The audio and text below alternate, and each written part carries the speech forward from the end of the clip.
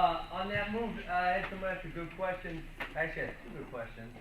Number one, they said, well, the ref gonna know he's on his back, okay? This is one of those situations that, no one else does it, so the ref might actually be like, I don't know what's going on right there. I'm not sure who to call, who to call points for. And so that's, Max had it happen a couple times where the ref was just looking at him, and I'm like, the dude can't get off his back, come on. And so, as a wrestler, you got to be aware of what you're doing. You got to talk to him. My senior year at Nationals, it was 2-2 on the third period, and then go to your back. And then I got Keith right here in this position, and I had him held, and I had him here for like 10 seconds, and the ref was just looking at us. And then I'm like, ref, you can't go anywhere. You got to start counting.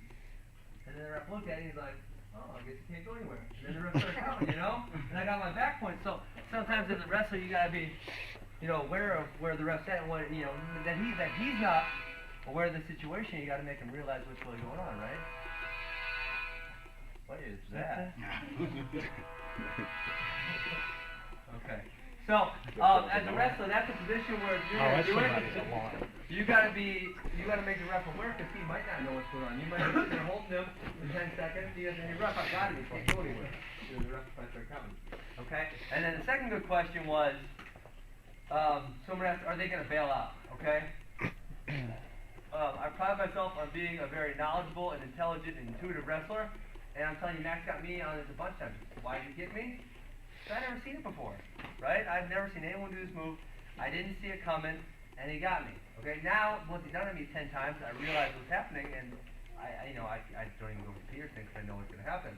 But high school wrestlers around the area, they've never seen this happen before. I mean, if I've never seen it before, I know they haven't, right? So they're thinking in their head, they're like, I'm getting back points, boom, and then all of a sudden they're on their back. There's going to be no chance for them to bail out at all because it's hard avoiding something that you don't know is coming. So, that's what happened. When I was in college, it happened a lot of scrambles. People never saw it before, so they didn't want to bail out. And then a lot of times they end up in cradles or Petersons or on their back in lots of different bad positions. So, yeah, and maybe like 12 years down the road, they'll know to bail out, but not this year. Okay? So, yes, that was a good question too. Okay, so I'm going to wrap it up by talking with you guys. Number one, I want to reinforce the point I made in the last session that I showed you guys a lot of scrambling, and I love scrambling. But scrambling, being a scrambler has got a lot of people in trouble. You can't be a scrambler, you gotta be a full wrestler, okay? You gotta be able to do it all. You gotta be able to shoot, you gotta be able to defend basics, you gotta be able to get off bottom, you gotta go right on top. And then scrambling is like icing on the cake because it's something that a lot of people don't have, so once you have it, it kind of, reinforces everything else that you're good at. But don't go out there and try to force scrambles that aren't there, because it's just gonna get you in trouble, and then your coach will be like, that scrambling stuff sucks, what are you doing? And, you probably shouldn't have scrambled there. You probably should have just called on him or whatever, right? So you gotta go in the order, head, hands, hips, then scrambling, okay? And so really, really don't force it. Okay, second thing I want to talk about is, I went over a lot of stuff today. I mean, we were only here, right around 4 hours, so we went a lot of technique, and you guys are pretty you talk, you guys are telling me a lot of things. But me showing you something once,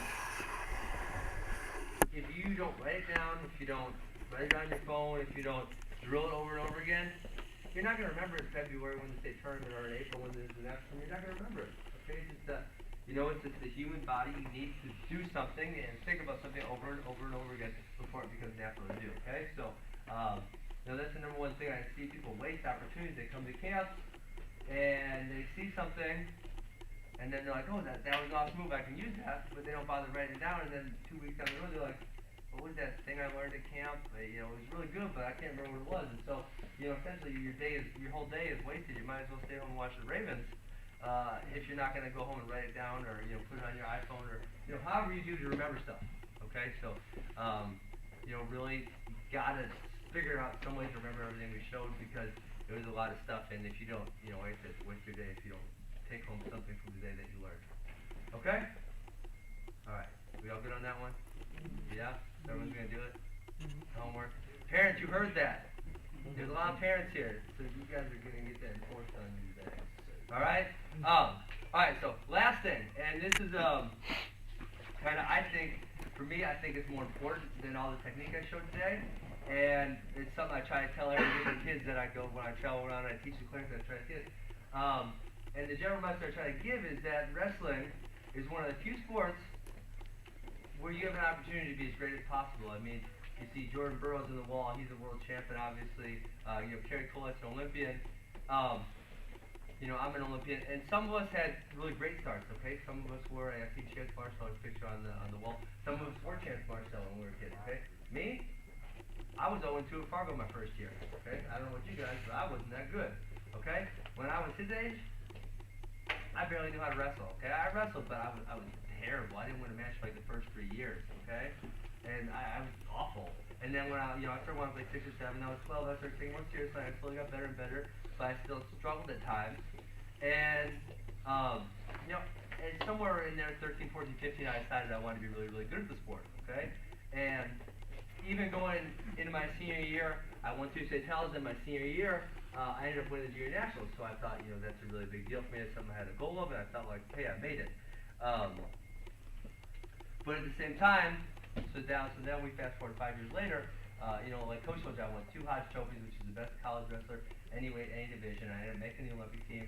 I won 2 Chalices for best pinner. I won 87 matches in a row. So I mean, I did pretty much everything there was to do in college wrestling. I mean, anything that someone can accomplish, I accomplished it in the last couple of years of college. Okay, so I'm getting ready to leave college. Okay, leave the NCAA tournament my senior year. I was there. I won my 2nd title. I got 4 pins that tournament. And this coach comes up, he's from Duke. Okay, and what do you guys know about Duke wrestling? They're not good. They're really bad, right? Okay, so I've got some college wrestlers here. I got the answer yesterday, actually, and I was really happy. Most people are like, I don't know anything about Duke. I'm like, that's the point. You don't know anything because they suck. Okay? So, the coach from Duke comes up to me, and when I was a senior in high school, I really wanted to wrestle in college, but I was, you know, kind of recruited by some schools, but I wasn't like, you know, one of those kids that every coach in the nation is calling. You know, I got a few calls, so I sent out a lot of tapes to different coaches because I wanted, you know, I knew I wanted to go somewhere. And so the coach of Duke comes to me and says, well, we got these sheets, and we get a tape in, we watch the tape, we write down comments about the wrestler, and then we decide whether we want to recruit him or not. And he said, so I was cleaning out my desk, and ironically, I found your sheet from when you were senior in high school, from senior college, 5 years later, right?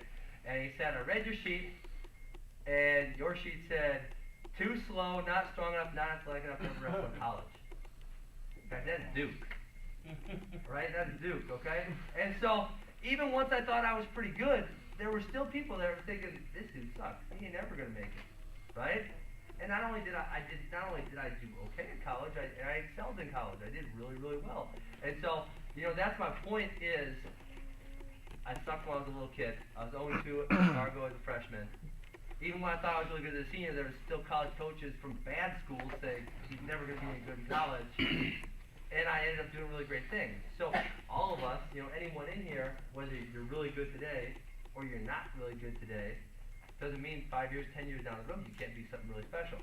And there's not a lot of sports in America that have that ability. I mean, this is one of the very few, so you really got to realize the opportunity and the chance you have in front of you, and you got to take advantage of it.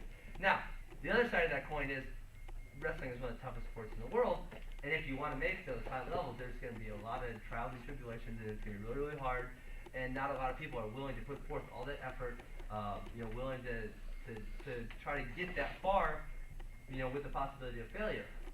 But it's there, and you can't say that about football. You know, in football, we all know there's physical limitations. I couldn't be in the NFL. I could work as hard as I want, and I'm not going to the NFL. I can play as much basketball as I want, I'm not going to the NBA, okay? Right? And so there's physical limitations on the sport, but wrestling, there's not that physical limitation. And so, you know, I hope you guys have really realized the opportunity you have in front of you. And you guys, I mean, even better than most people, you got a great training facility, you got good coaches, you train year round. So, I mean, you guys are giving extra on top of, you know, everyone else. I tell everyone they can make it, but you guys already kind of got to step up on everyone because you got this great training facility to use year round. So, that's the message I like to give. You know, it really is achievable if you want to do it. You just got to kind of put your mind to it and decide you want to do it. It ain't going to be easy, but it's going to be worth it. That's for sure. So, I think we got about 5-10 minutes left. I want to open up for questions. So, anything you guys want to ask of me,